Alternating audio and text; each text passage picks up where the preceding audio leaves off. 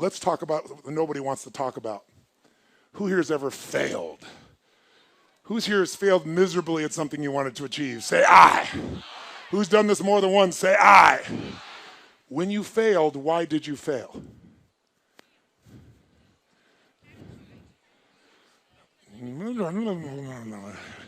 Why are you suddenly tongue-tied? Come on, tell you what. What did you used to say the reason you failed when you were bullshitting yourself? You know I know better, so you're not telling me the truth. What did you used to say? I failed because? Okay, good. I didn't have enough money. What else? Didn't have the right technology. Good, sir. Why'd you fail? I had the wrong people. They say I had the wrong leader. Isn't that interesting? It was the economy. Bad economy. Not enough time. Didn't have enough time. Now, I asked this question for the first time about 7 years ago. I was at this place called TED. Anybody watching those TED videos? And TED didn't have a website or anything at that stage. It was a very small program. It was done for about 800 people in Silicon Valley, most of them billionaire investors, the founders of Yahoo, the founders of Apple, the founders of a whole series of companies. And I was brought in, and they say, you got 18 minutes, which my shortest seminar is 4 fucking days. So I'm like, you gotta be kidding me. And then before they introduced me, the guy who was introducing me wasn't the guy who invited me, and he was an English guy. We're good friends today. But back then, he didn't know who I was. He thought I was a motivator. So he got up and he said, first thing he said to me before I went out there, he goes, nice to meet you. Don't have people do that jumping shit I heard you do. So he wants me to take these dead people and leave them dead in this dark room sitting. And I watched before I got up to speak, and there was a woman who was a genius, and she was teaching string theory, which is one of the most complex things on earth. And they gave her 18 minutes, and people were shuffling their feet. And at the end, they didn't even clap for her. They were assholes. They all thought their shit didn't stink. These are all the achievers of the world. So I walk out there, and the introduction he gives me is Tony Robbins is like a motivator, and he's helped a lot of sports people, so maybe you can, create some energy here. He had a very publicized divorce a few years ago. I couldn't fucking believe it. He really did say that. If you watch the TED video, he cut that out because he's embarrassed. So I got up afterwards and I said, God, it's a privilege to be here. I said, I didn't know that my divorce is very publicized, but my ex-wife is very happy. She has tens of millions of dollars, but I didn't come about that. I came to serve you. And then I was trying to figure out how to engage this room, so I asked them a question I just asked you. I said, who here has ever failed? And no one raised their hand in the whole fucking room. So I paused and I said, I know you're out there. I can hear your hearts beating. Who here has ever failed? And I demanded an answer, and then a few people raised their hand. I said, who here has ever failed? And now they started to comply. So I said, great. When you failed, why did you fail? And they said all the things you said. Didn't have enough time, didn't have the right technology, didn't have the money, didn't have the contacts, had the wrong people. The people said we had the wrong leader, right? And then this voice in the darkness, the whole room was pitch black, says, I didn't have enough Supreme Court justices. And I looked down, and it's Vice President Al Gore, who you probably don't know much about American politics, but he and Bush Jr., they tied, basically, and it had to go to our Supreme Court to decide who's going to be it, and he lost. And when he said that, we were in Northern California, which is all Democrats, would have been supporters of his. They all stood up and gave him a standing ovation when he said this. And when they stopped the standing ovation, I said, that's one way to try to explain why you didn't become president of the United States. But I wouldn't say it's an accurate one. And there was this pause, like, what the fuck is he about to say? And I said, because let's just do this logically. Everything you people have told me, I didn't have the technology, I didn't have the right contacts, I didn't have the time, I didn't have money. Everything you've told me, I didn't have enough Supreme Court justices, those are resources. And so you're telling me I failed because I didn't have the resources. And I'm here to tell you what you already know. Resources are never the problem. It's a lack of resourcefulness is why you failed. Because the ultimate resources are emotional states. If you're creative enough, can you find the answer? Yes or no? Yes. If you're determined enough, can you find the breakthrough? Yes or no? Yes. If you're passionate and loving enough, can you get someone to help you? Yes or no? If there's no way that you're committed, can you find the money even if you don't have it? Yes or no? So I said creativity decisiveness, passion, honesty, sincerity, love. These are the ultimate human resources. And when you engage these resources, you can get any other resource on earth. And I said, so you told me all the resources you're missing and you hypnotize yourself into believing that you don't have what you want because you don't have the resources, when the most successful people in history had no resources, but they were incredibly resourceful, so they got the resources. Resourcefulness is the ultimate resource. And if you don't have what you want, stop telling yourself the story because you don't have the money, you don't have the time. That's bullshit. It's because you haven't committed yourself where you would burn your boats. If you want to take the fucking island, burn your fucking boats, and you will take the island, because people, when they're going to either die or succeed, tend to succeed. But most of us give ourselves a way out, and that's why we don't have what we want. So if you and I really want to know what's going to take to get your dream and make it real, it's to stop all the things you've told yourself that aren't. And I'm here to tell you what I said at the top of our discussion.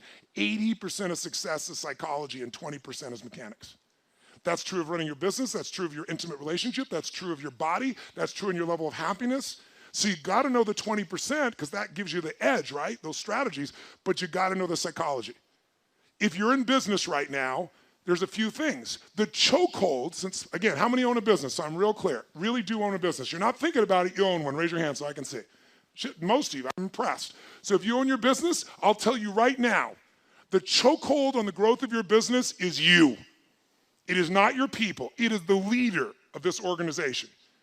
The leader is the chokehold. And the chokehold comes in one of two forms. Your psychology. You think you've tried everything. You've tried everything but what fucking works. Who knows what I'm talking about here, right? Or it's a skill that you're missing. Like you really are incredible at writing code, but you don't know shit about accounting and finance, and it's eating your business alive. Because I gotta tell you, 96% of all businesses in a 10-year period of time go under. Only 4% make it. By the way, make it doesn't mean that you succeed and have any money, it just means you're still standing. 4%. And by the way, after 10 years, you're set, right? There's no more challenges. Ever heard of a company called Lehman Brothers? Right? 100-year-old company. If you took their gross revenues and added them up, it'd be $1 trillion over the decades. $1 trillion with a T, and they're no longer here. That's how competitive the world is today. So if you got in a business and you're in it right now, I love you, I respect you as a brother or sister, and I know you're a crazy son of a bitch just like me.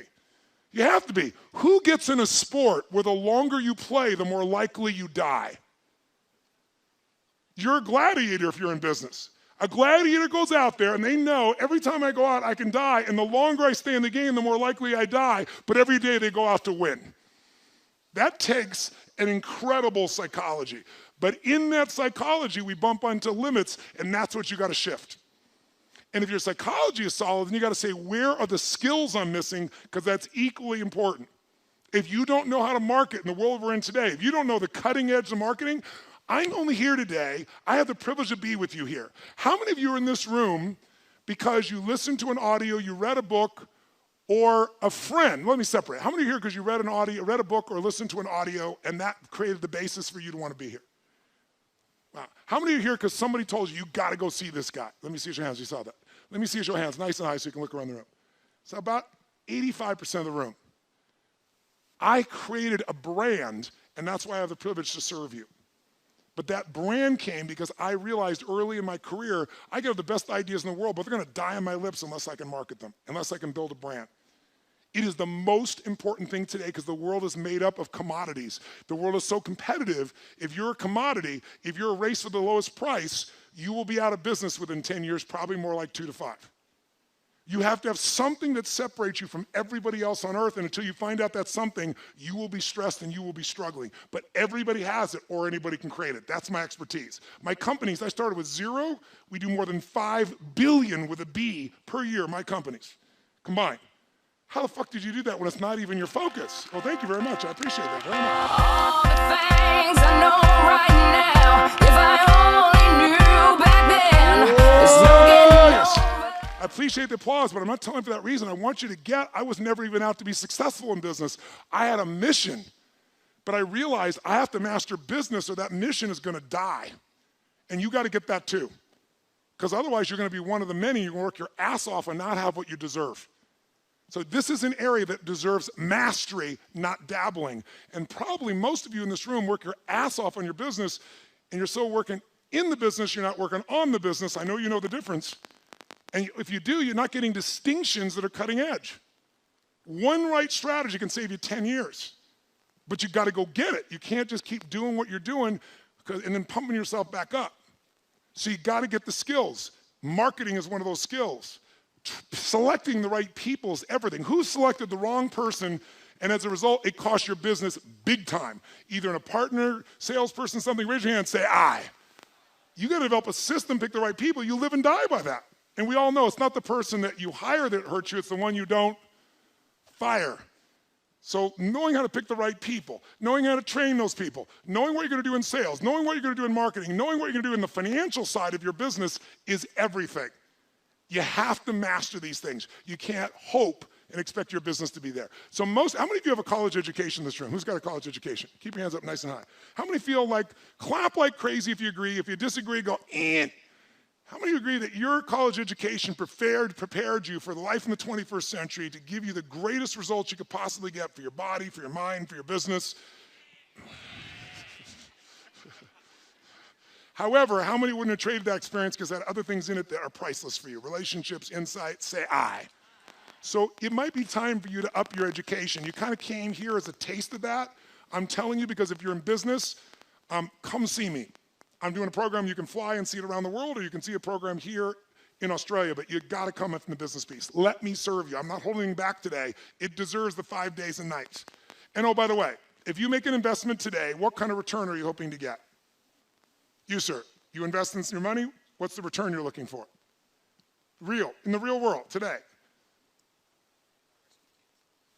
No, I'm asking you, what return do you want on a dollar investment? If you invest your money, what are you hoping to get as a return on an annual basis? What are you looking for on an annual basis?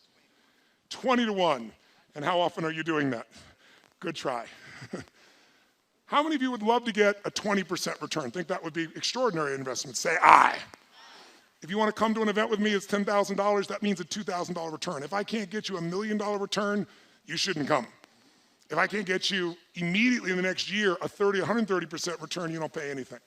I'm not selling you, I'm telling you, don't let this be the end, let it be the beginning. Who's with me on this? Say I.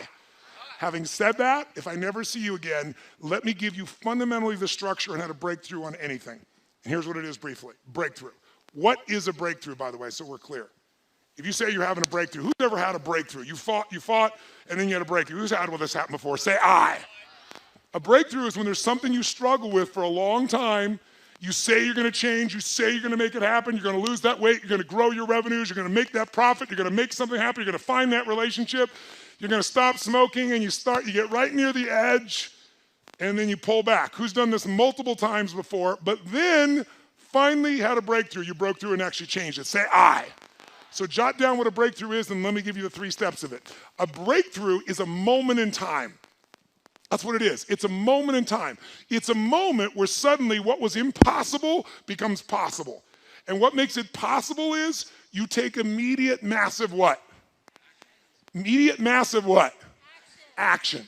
For that to happen, for the impossible to become possible, and for you to have action that's going to get results, really I found over the years, any kind of breakthrough that you're going to have requires 3 things to it. And if you never see me again, and you're ever in a place where you say, I'm sick of fighting this, I'm sick of not getting results I want, I don't want to just learn more, I want to break through. If you remember this and go back to this simple formula, and by the way, I've made this simple purposely. You know why? Complexity is the enemy of execution. The more complex you make it, the less likely you're going to execute. I'm so good at getting people to do things because I make it so damn simple, you can't miss it. So let's do it. What's it going to take to have a breakthrough? Before I tell you, let's have you think of an area where you once fought and you finally had a breakthrough. For you personally, what's an area where you pushed and pushed and pushed, you couldn't do it, and you finally made yourself do it and broke through? How many can think of a specific area of your life where you actually did create a breakthrough? Say I, if you can remember one. Oh, say it strong. Say I. Say I. What was that area? Say it out loud. What was the area? Just say it out loud. What area did you break through in? Say it out loud. What was the area? Okay? So now, you've had success before. Let's do it again. I'm going to show you the 3 things you need for a breakthrough. Any one of the 3 can do it. All 3 of them together, you will absolutely break through. And I'm going to give them to you in reverse order of importance, meaning I'm going to tell you the least important thing first because it's the first thing most of you go for. It's not the most important, but it's very important. Now, before I do it, I want you right now to think of an area you want to break through right now. What's an area of your life right now that you'd like to create a breakthrough? How many can think of something you came here for? I want to change this. I want to rip this open. I want to transform this. I want to master this. Who's got an area of your life right now? Great. Sit up in your chair with some energy right now. Sit up in your chair. Make sure the people on either side of you are in a peak state right now. Come on, get them up in a peak state. Show them what a peak state looks like by your example. Come on now. Come on now. Wake it up. Come on. Wake them up. Wake them up. Come on. Whoa. Yes. All right. Right now, pick an area you want to create a breakthrough in. What's an area you want to create a breakthrough in? Money, finance. Great. What specifically do you want to create a breakthrough about money or finance? I'd like some money. Now here's the problem. Ask and you shall. So if she says, I'd like some money, I could give her $1 and go, okay, now you got some money. Let's move on. If you're that general, you're probably getting what you're asking for. You just don't realize it because you're too general. What's the breakthrough you want with money? To be able to travel the world. And what prevents that from happening now? Money. So we now know what a real problem is. I'm going to show you what a real problem is in a moment. Somebody else, what's the breakthrough you want? What's the breakthrough? Tell me. Raise your hand. What's the breakthrough? What's the breakthrough you want, sir? What is it? To be a leader for my family. What's preventing you from being a leader for your family? My mindset. What specific mindset? What focus? I'm just not focused enough. Now I want you to listen to people's answers because you're going to see why people aren't changing because it's so general. Someone else, be honest. What's the area you want to break through in? Yes, ma'am. What do you want to break through in? She goes, I want to break through in clarity of what I want to do with my career. What do you want to do with your career? You don't know. I know you don't know, but if you did know and had to tell me right now, what would you say? I want to be up there talking to thousands of people. She doesn't know, and then when I say, I know you don't know, what's the answer? She fucking tells me the answer instantly. She just has a habit of saying, I don't know. And when you say, I don't know, I don't know, I don't know, over and over again, you tell yourself a story, you begin to believe that story. And once you believe it, it's manifest. How many of you have ever had, when you're a kid, you're eating dinner, your parent says to you, could you get me the salt? And you're enjoying your meal, you don't want to get up, so you don't lie. You say, I don't know where the salt is. It's not a lie. You don't know its exact position in this moment of time. And your parent says, you know where it's in the kitchen. You go, I don't know where the salt is. You go get me I don't know, you get me the salt right now. What do you say in your head? As you walk in the kitchen, I don't know where the salt is, I don't know where the salt is, I don't know where the salt is. You open the cabinet, really do look. It's not here. It's on the second shelf, they tell you. You think, I don't know where the salt is, I don't know where the salt is. You look and say, it's not here. They come storming the kitchen, they reach right in front of your face, and they go, what is this? Who's ever had one of these experiences? Say, I. Now here's my question. Did your eyes see the salt, yes or no? Yes, your eyes saw the salt, but your mind did not allow you to perceive the salt because you told yourself a story over and over again, a belief over and over again, and it didn't want to make you a liar with yourself, so you created what's called a scotoma, or a blind spot. Now, if you listen to all the people here, they're all searching, so let me give you the answer. 3 keys to a breakthrough. Think of the area you want to have a breakthrough in right now. Your body, your money, your relationships, your career, your business, your joy, your happiness, and let's look at what your choices are. First element, there are 3 S's for a breakthrough. First element most people are looking for is they're looking for the right strategy.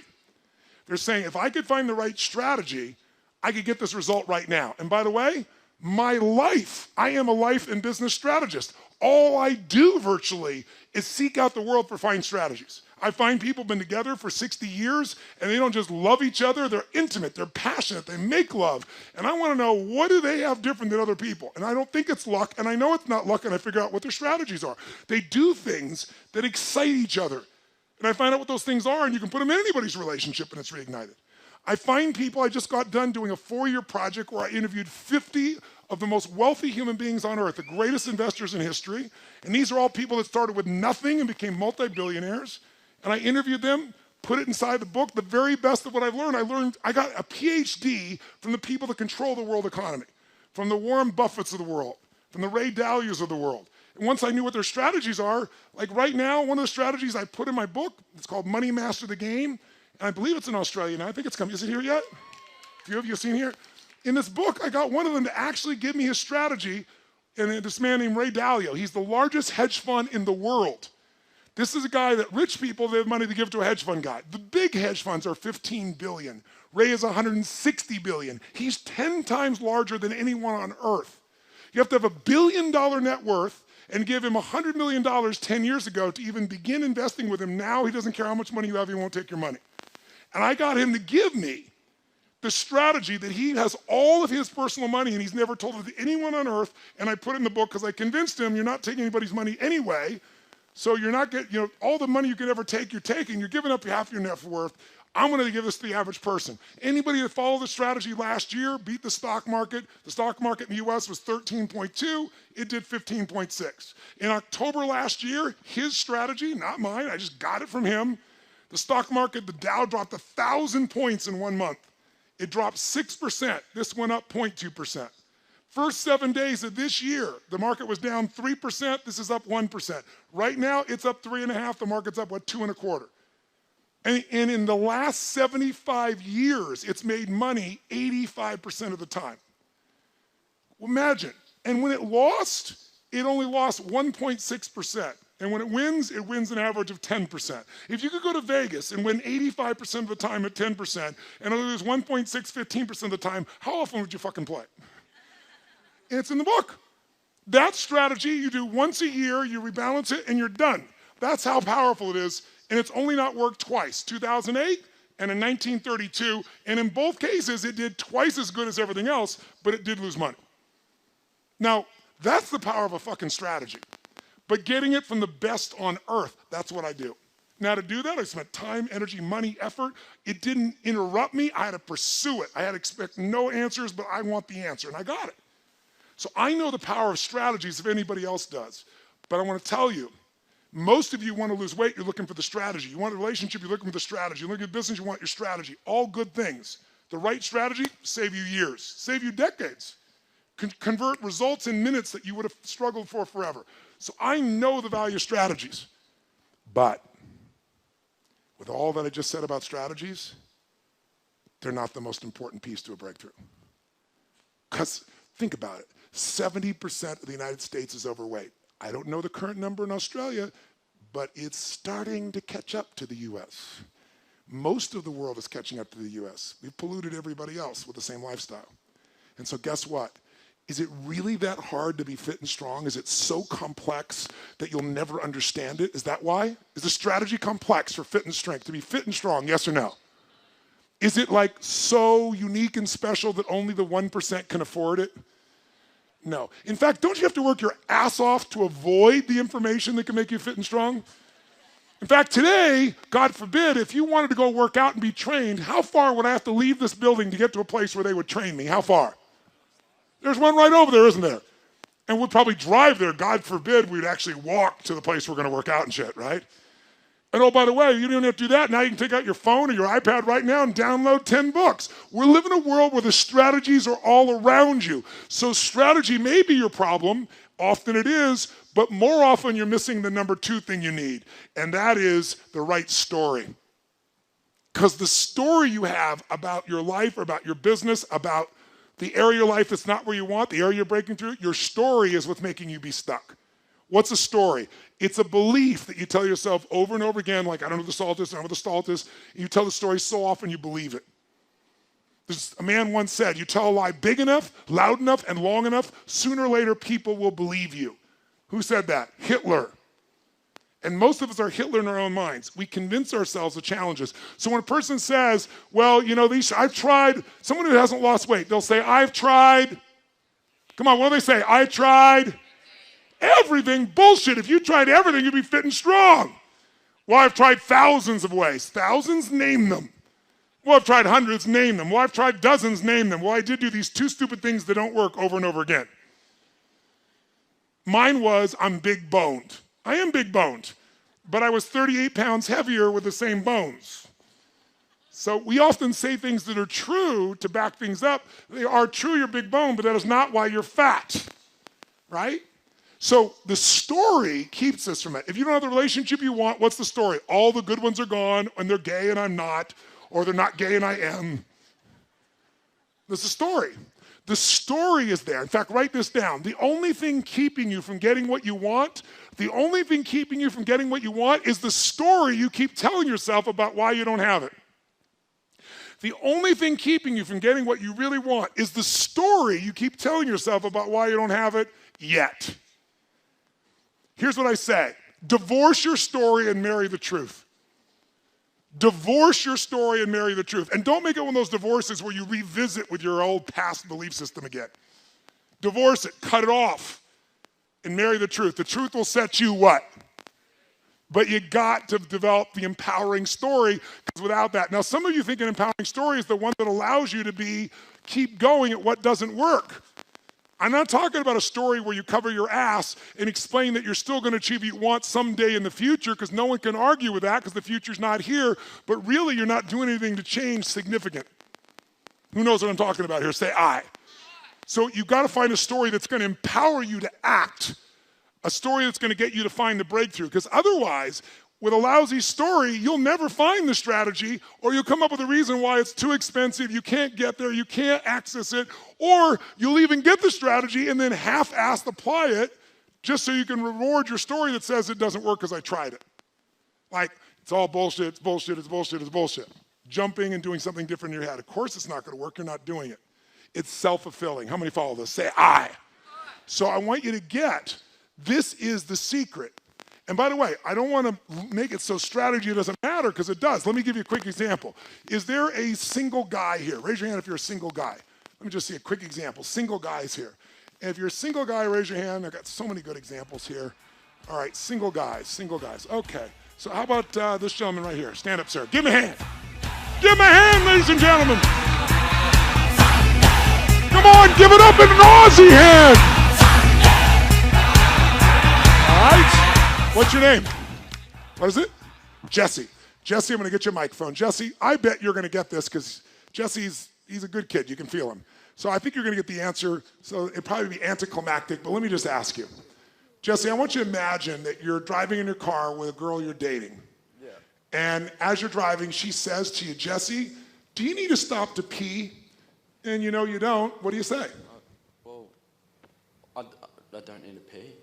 I don't need to pee. What a weird thing to ask. I don't need to pee. Now, ladies, how do you feel when you ask the guy, do you need to pee? Do you need to stop to get a drink? And he just goes, no.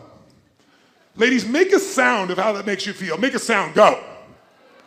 Oh, come on. Make it loud so he hears it. Go. One more time. Do I need to ask if she needs to pee? So.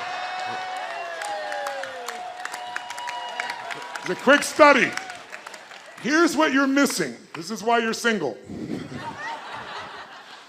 When a woman asks, do you need to stop for a drink, you need to pee, women don't really mean what they say. They give you clues and want you to be a detective and uncover what they mean, because this proves that you really care. It's quite complex, this shit, but I'm going to educate you right now. So when she says, do you need to stop to pee, your response should never be no, because you don't have to pee, or yes, because you have to pee. Your response should always be, honey, do you need to pee? And then she'll say, I don't know, because women need to talk to see if they have to pee. They have to speak and then see if they have to do it. And then she'll probably pause and you go, you know, honey, I think we should stop. Don't make her say yes, you just make it happen. Now, ladies, if you did that, give him a little response so he's here. So is this man is this a good young man? Is he yes or no? Is he nice? Is he sweet? Is he kind? He just doesn't fucking know that women don't mean what they say. So he doesn't have the right strategy, so she's going to be pissed at him. How many guys have ever had a woman suddenly be pissed at you and you're going, I did nothing? Gentlemen, make some noise. Make some noise if it's true. You don't have to do anything. They just get to change states. So what you have to do is read the tea leaves. Now, to be fair, let's give Jesse a big hand. Give him a big hand.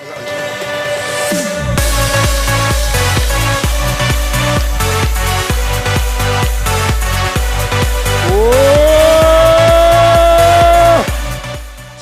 let's balance it out. Where is a single lady in here? Single lady, raise your hand. Single women, raise your hand. Oh, come on, there's more single ladies.